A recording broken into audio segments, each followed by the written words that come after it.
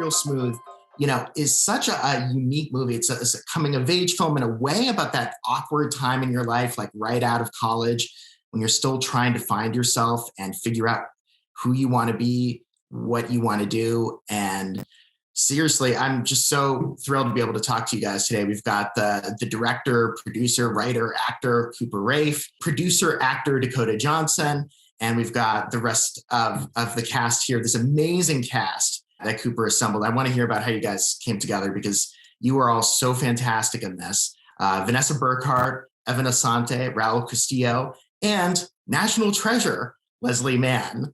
I mean it, seriously, Leslie, you have made an impact on my life in so many films, so many great films. Same. I know Cooper, Same. She's your favorite actress, right? Oh yeah, she's my favorite actress, totally. Well, I mean, let's not be, come on, let's not be crazy. All three of them are my favorite actresses. I heard him say That it. feels like an insane question to ask on this Zoom. It's like 9:30 in the morning. I love all three of these actresses so much, but it was so exciting when literally every single person came on. It was the same amount of excitement. And it started with Dakota, and then Leslie, and then Vanessa, and then Evan, and then Raul. It was, every time it felt like a dream.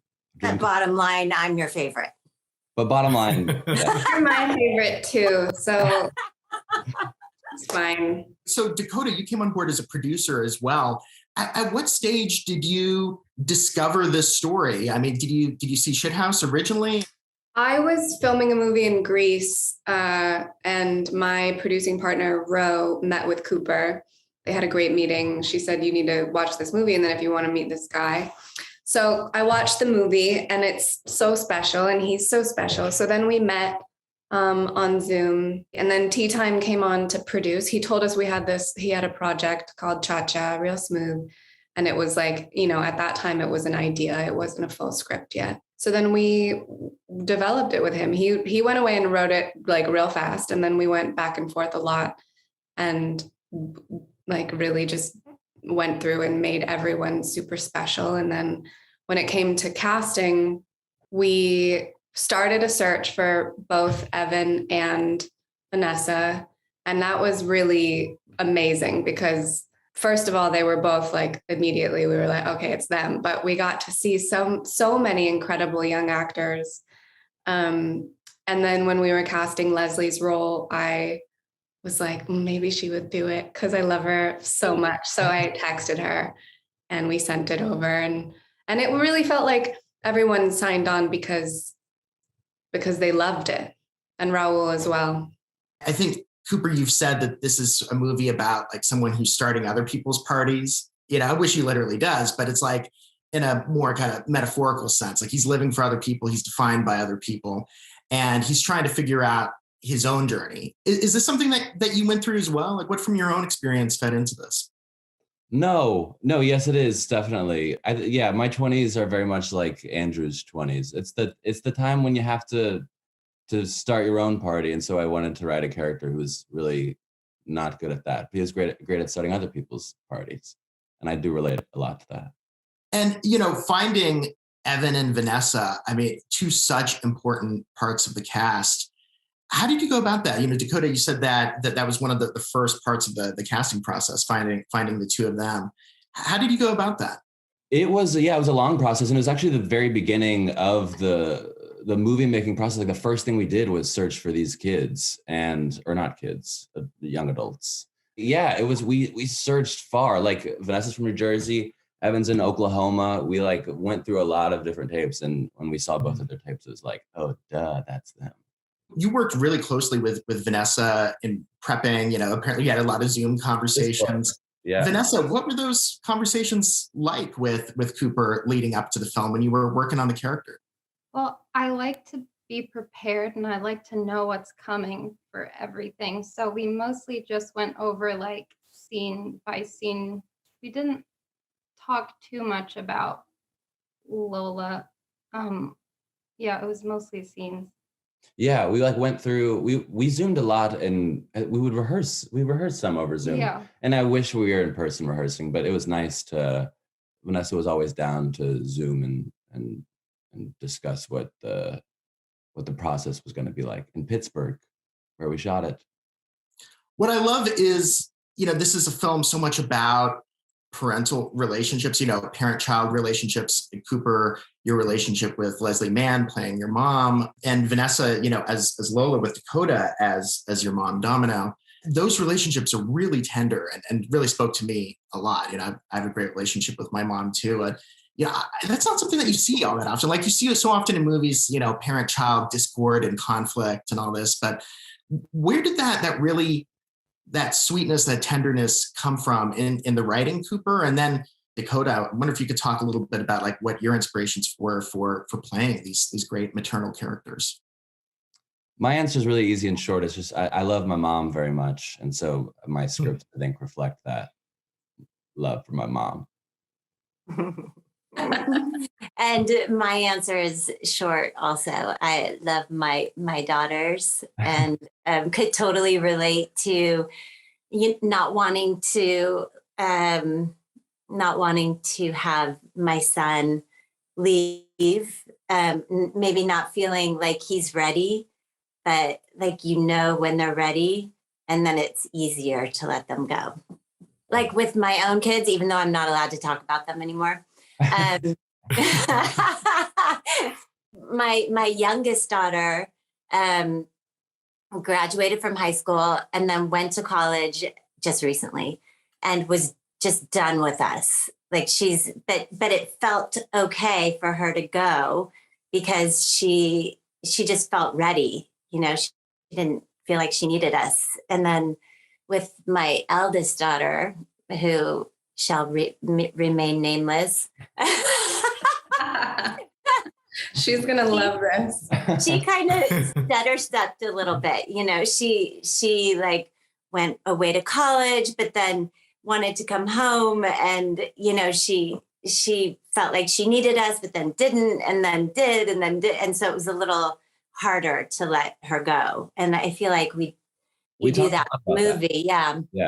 And the push and pull of like, I need you, I don't need you. I'm so mad that you're trying to help me growing up right now, but I need you so badly. Yeah, and especially then, the bond between Domino and Lola as well. I mean, such a lovely thing to depict. Dakota, that particular character, this character of Domino, is so nuanced and has so much going on. I think that bond on screen was just because of the way Vanessa and I are in real life. I love her. I think she's like the most wonderful person. And she brought such a wonderful vibe to set. And her mind is so magnificent. It's like she's so cool to be around. And the same with Cooper. It was kind of the three of us a lot of the time. And I love him so much. I think he's so brilliant. And it's really nice to be with people that are just really lovely and loving and smart and talented. Like to be around those kinds of people, I think is such a gift, and it informs the work. If it's easy and you genuinely love each other and get along, then it's so much easier to work. And when you have a script that's full of such humanity and such depth and such complexity to it, that it doesn't force any of these characters into types in any way. Like when we first meet your character, Raul, when we first meet Joseph, we think, oh, is he going to be sort of a nemesis? Is he going to be, because we've been trained by other movies to sort of think of this guy as sort of like, what is he? Is he, going to be a rival or whatever? But there's such humanity to your character, Raul. There's such, depth there that comes across ultimately. And, what ultimately spoke to you about the way that Joseph was written? I was sort of saying this to Cooper the other day via text, but I don't know if I put it so explicitly, but it's sort of a depiction of masculinity that you don't see a lot. And he sort of flipped the script on it, and sort of, for me, it was a no-brainer because I feel like I've always leaned into those kinds of roles in general. And Cooper's that kind of storyteller where he's interested in sort of that's how I felt when I watched Shithouse, sort of, it's not your typical depiction of young manhood. And that's so refreshing. And I wish, this is what I texted to Cooper, was I wish I had a film like this when I was his age, because I feel like it would have been really helpful. I mean, Cooper, like how important was it to you to get Raul's character just right here? Because I feel like he's a really important part of the puzzle. So is Brad's character, for that matter. He fills a similar role. Yeah, well, I'm just very in love with all of my characters. And so I want the audience to also be as in love with the characters as I am. So I think like that there's a scene with Joseph where he comes to the car, and that, I don't want to spoil anything, but that scene was like one of the first scenes that I thought of with this movie. And so it wasn't like, oh, I have to throw that in some loop or something. Like that was kind of always what the movie was about. And yeah, Joseph was really important to get right. And we were so lucky to have Raul playing Joseph. I think also Raul has a quality about him that can be so, like, he can look really menacing, but then is really cozy. Yes. Yeah. And that was exactly what we were hoping for. Like The ultimate husband. yeah. Very good. I love that. Menacing but cozy. That could be the definition of the ultimate. There was some hesitancy because I was like, oh, I still want audience members to at least somewhat, I don't want to spoil anything. But there was hesitancy because he's so awesome. And I was like, how am I actually gonna stand up against this person? Everyone's gonna be like, what are you doing? But yeah. And then the other great emotional thread of the movie is with Evan as Andrew's younger brother, and that brotherly connection that you guys have. Cooper, how did you go about writing that, and what advice did you give to Evan about playing it? Well, that's one of my very favorite relationships in the movie. It's very much, I have two little sisters. I don't have a little brother, so it was kind of really exciting to get to play an older brother to a little brother. But I think that character is very much based on my little sister Mandy, and we have a relationship that we're very far apart in age. So we go through phases where we're really close and phases where we're not very close because we don't see each other very often. But like, I'm always really shocked and like thrown back by how much we relate and how similar we are. And I think that that's kind of what the movie is tracking. And with Evan, just like with Vanessa, we zoomed a lot and talked a lot about the character. And I don't think I gave him any advice or any good advice, but we did talk a lot about the character and we rehearsed some. And Evan was always really excited, and I was always really excited to talk about the movie and the character and all that.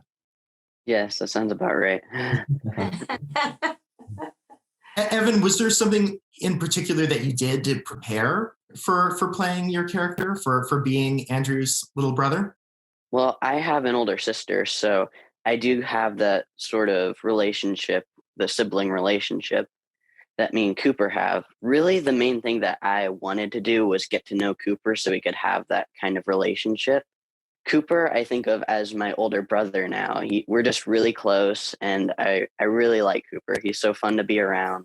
I wouldn't say there's anything that I did specifically to prepare for the film, but when I got there, Cooper immediately made me feel at home, and it was just so fun working with him that I felt like I was his brother from the first day on set. I love that you're based in Oklahoma and you're able to have this whole career in the entertainment industry as an actor. That's sort of our new reality, that you're able to basically live anywhere and have these careers. I mean, do you audition like over Zoom mostly from Oklahoma, or how do you go about finding roles? I send in a lot of self-tapes when I'm auditioning. It's really only if I go farther, like to callbacks, like that's how I met Cooper, was over Zoom. But it's very easy to, act from anywhere now. Even Oklahoma has a lot of projects going on. Yeah, it was very easy to cast like on Zoom too. Like it was something you always want to be in person, of course, but there was no question, even when we were just on the Zoom for the callback, that like, this is my little brother for sure. Just hearing that from you, Evan, is really interesting. And obviously, Cooper, I mean, you're such a young guy yourself, this is your second film, and it's just so interesting to see, young talent, just percolating in this way. Raul, Leslie, Dakota, I mean, you guys are more veterans in that regard. You've been in the business a long time and done a lot of amazing things. Like, I'm curious for you guys, like, what advice would you give your younger selves now about entering the business? Something that you know now that you wouldn't have known then. I wish I'd carried myself like I knew I was going to be where I'm at, much younger. I feel like we can be our own worst enemy a lot of times. I think I would want to like stick to my guns a little bit more in terms of artistic choices or how I should have been treated, or, you know, standing up for myself a bit more. But it's like, it's also kind of impossible to do that on movie I sets. know. Like your whole job is to be told what to do and how to be.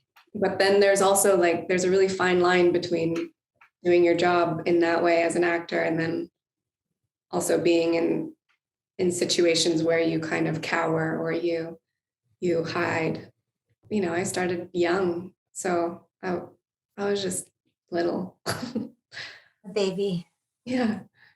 I would say to my younger self, maybe, this is just one of the things I would say. Trust your instincts, do what you love, and be patient. Just like calm down. And because I think it's so overwhelming, like all, you know, you get so caught up in all of the things that don't really matter. And if you just like focus on the things you love to do, what like feels right, then you're like, chances are you're headed in the right direction. Is that a good thing to say? Yes, yeah. Nessa and I are over here taking notes. Really great advice.